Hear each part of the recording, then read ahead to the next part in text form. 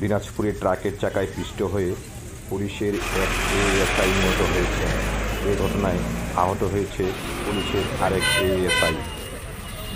আজ বৃহস্পতিবার বিকেল 3:30টায় দিনাজপুর 10 মাইল মহাসড়কে নসিপুর স্কুল অ্যান্ড কলেজ এর সামনে এ হতাহতের ঘটনা ঘটে। ঘটনাস্থলেই দিনাজপুর কোতোয়ালি থানা পুলিশের এএসআই মোহাম্মদ মমতাজ আলী নিহত হন। এ ঘটনায় আহত হন পুলিশের আরেক এএসআই মোহাম্মদ আব্দুল জলিল। পুলিশের এএসআই আব্দুল জলিলের ডান হাত ভেঙে যাওয়ায় তাকে Dinajpur M Abdur Rahim medical college হাসপাতালে ভর্তি করা হয়েছে। এ ঘটনা নিশ্চিত করেছেন দিনাজপুরের অতিরিক্ত পুলিশ সুপার সদর সার্কেল মোহাম্মদ জিন্নাহ আল মামুন। ইসলামিক কলেজের সামনে ঘটনাটি ঘটেছে।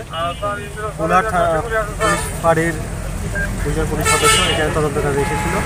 একজনের নাম এএসআই এবং আরেকজন এএসআই মমতা। তারা এই নসিপুর এখানে ঘটনাস্থলে আসার পরে মাত্রই পিছন থেকে একটি অজ্ঞাতনামা ট্রাক তাদেরকে আঘাত করে।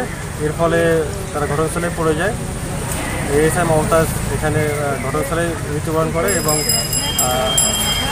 এএসআই জলিল গুরুতর আহত অবস্থায় তাকে উদ্ধার করা হয় এবং আব্দুর রহিম মেডিকেল কলেজ তার চিকিৎসা চলমান রয়েছে।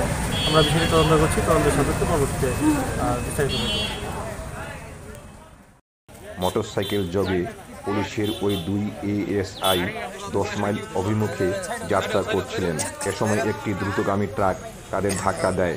ফলে ঘটনাস্থলেই ট্রাকের চাকায় পিষ্ট হয়ে নিহত হন পুলিশের এএসআই মোহাম্মদ মমতাজ আলী। নিহত এএসআইয়ের বাড়ি ঠাকুরগাঁও জেলার বালিয়াডাঙ্গি উপজেলার দোগাচি গ্রামে।